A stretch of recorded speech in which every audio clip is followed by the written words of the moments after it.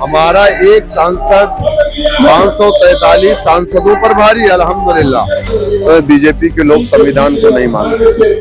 वैसी साहब ने जो भी बात कही है वो संवैधानिक तरीके से संविधान के दायरे में कही कि जो लोग सपने नहीं देखते, जो समाज सपना नहीं देखता, वो समाज कभी भी उस सपने को अचीव नहीं कर पाता। तो जो लोग कोशिश करते हैं मंजिल उन्हें मिलती है। मुस्लिम सियासत में आपका स्वागत है। इस समय हम लोग श्रीलंका में मौजूद हैं, जो मुंब्रा में आता है।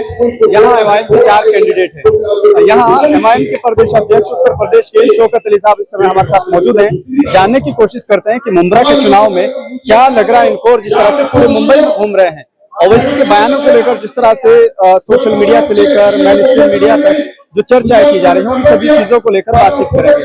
बहुत बहुत स्वागत है आपका मुस्लिम सियासत में। पूरा मुंबई आप घूम रहे हैं, क्या लग रहा है इस बार? माहौल अच्छा है, आवाम की मोहब्बतें मिल रही है अल्हम्दुलिल्लाह, और बड़ी तादाद में लोग हमारे जलसे में भी आ रहे हैं। और हमारे कायदीन माशाल्लाह अकबर साहब और साहब दोनों लोग मौजूदा वक्त में महाराष्ट्र में है। लोगों की मोहब्बतें मिल रही है। इंशाल्लाह इस बार एक बड़ी कामयाबी जिस तरीके से निकाय चुनाव में अभी मिली थी रिसेंटली, उससे बड़ी कामयाबी इंशाल्लाह इस चुनाव में मिलने जा रही है। ओवैसी साहब ने एक नई चर्चा को जन्म दे दिया है, कह दिया कि हिजाब वाली प्रधानमंत्री बनेगी। उसको लेकर बीजेपी के लोग कटाक्ष कर रहे हैं, आप क्या कहेंगे? तो बीजेपी के लोग संविधान को नहीं मानते। वैसी साहब ने जो भी बात कही है वो संवैधानिक तरीके से संविधान के दायरे में कही। इमरान मसूद कह रहे हैं कि ये 2 दिन में तारे देखने की मानिंद है। देखिए, इमरान मसूद साहब क्योंकि वो कांग्रेस से है और उनकी ज़हनियत तो वैसे ही है। इमरान मसूद साहब क्यों चाहेंगे कि कोई मुसलमान देश का प्राइम मिनिस्टर बने? दूसरी चीज ये है कि मैं इमरान मसूद साहब से कहना चाहूंगा कि जो लोग सपने नहीं देखते, जो समाज सपना नहीं देखता, वो समाज कभी भी उस सपने को अचीव नहीं कर पाता। अगर दलितों ने यही बात सोच लिया होता तो फिर मायावती इस हिंदुस्तान के सबसे बड़े प्रदेश की मुखिया नहीं बन पाती।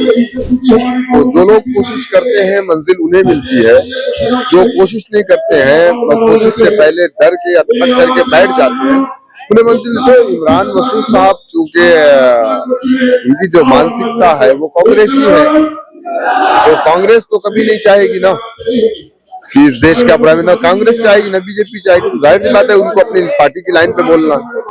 अबू आसिम आजमी समाजवादी के नेता है, कह रहे कि एक सांसद इतने दनदनाते फिर रहे हैं। हमारे 37 सांसद है, हम लोग वोट का बिखराव रोकने के लिए हम नहीं लड़ाते, लेकिन एमआईएम सारे में लड़ा।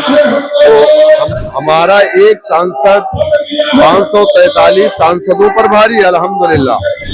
यूएपीए का जब काला कानून बन रहा था तो यही समाजवादी पार्टी के जो सांसद थे उस काले कानून को सपोर्ट किए थे, बीजेपी के साथ खड़े थे, समाजवादी के लोग भी खड़े थे। आज मुसलमान जेलों में सड़ रहा, आज शर्जिल इमाम और वो क्या नाम उमर खालिद आज जेल में उसी कानून के तहत है जिस कानून को बनाने में कांग्रेस ने समाजवादी ने मदद किया था। क्या बात करेंगे अबू आसिम आजमी साहब?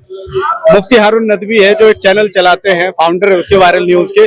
उन्होंने कहा कि हम पहले कह रहे थे कि बी टीम है, कोर्ट में देखो उन्होंने गठबंधन कर लिया बीजेपी के साथ में। ये कह रहे हैं कि जहां जहां वो जाते हैं वहीं से इंतशार करते हैं, यानी कि मजलिस इत्तेहादुल मुस्लिमीन को कहा कि वो इंतशारुल मुस्लिमीन है। आप मुझे बताइए कि हम तो हरियाणा चुनाव नहीं लड़े थे। आप बताइए मुझे कि हम तो राजस्थान में चुनाव कितनी सीटों पे लड़े, हम उत्तर प्रदेश में कितनी सीटों पे लड़े, बिहार में कितनी सीटों पे लड़े। उसके बाद बीजेपी इतनी भारी अक्सरियत से क्यों कामयाब हो गई? अब आप चाहते हो हम खामोश रहे, हम बोले ना तो ये नामुमकिन है। हम बोलेंगे, जुल्म के खिलाफ हम बोलेंगे, बीजेपी के खिलाफ बोलेंगे। आप हमें आप नहीं बोलते तो हमको बोलना पड़ेगा ना। हमारे लीडर बोल रहे हैं अल्हम्दुलिल्लाह, वो समझ रहे इस चीज को। शोषित समाज की आवाज है बैरिस्टर साहब।